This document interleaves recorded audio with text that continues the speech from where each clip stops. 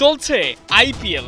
রাজস্থানে খেলছেন যশস্বী জয়সওয়াল, কলকাতার নেতৃত্বে অজিঙ্কা রাহানে। এরই মধ্যে গরম খবর, রাহানের ব্যাগে লাথি, কোচ কর্তাদের সঙ্গে ঝামেলা। সামনে এলো যশস্বীর মুম্বাই ছাড়ার আসল কারণ। এমন শিরোনামে উত্তাল হয়ে উঠেছে ভারতীয় ক্রিকেট পাড়া।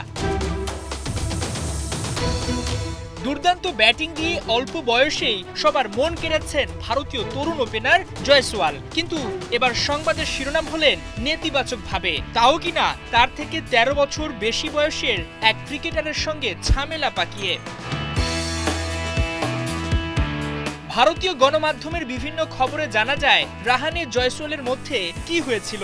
কিছুদিন আগে হুট করে রঞ্জি ট্রফির দল মুম্বাই ছেড়ে আগামী মৌসুমে গোয়ার হয়ে খেলতে এনওসি চেয়েছিলেন এই ওপেনার। তখনই খটকা লাগে, কেন এমন সিদ্ধান্ত তার। ভারতীয় ব্যাটার জানিয়েছিলেন গোয়া তাকে অধিনায়কত্বের প্রস্তাব দিয়েছে। জাতীয় দলের বাইরের সময়টা এখানে নেতৃত্বে পটু হওয়া ও নিজের ফর্ম ধরে রাখতে গোয়াতে খেলতে চান তিনি।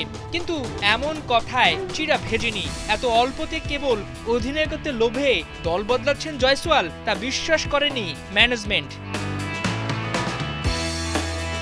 অবশেষে উঠে এলো আসল কারণ। দাবি উঠেছে মুম্বাই টিম ম্যানেজমেন্টের সঙ্গে, বিশেষ করে কাপ্তান অজিঙ্কা রাহানের সঙ্গে ভালো যাচ্ছিল না জয়সওয়ালের সম্পর্ক।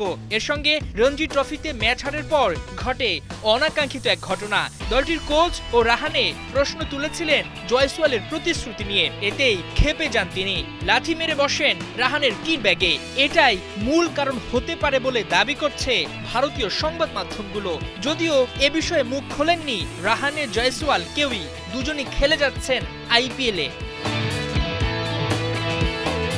হাসান সজীব, ৭১।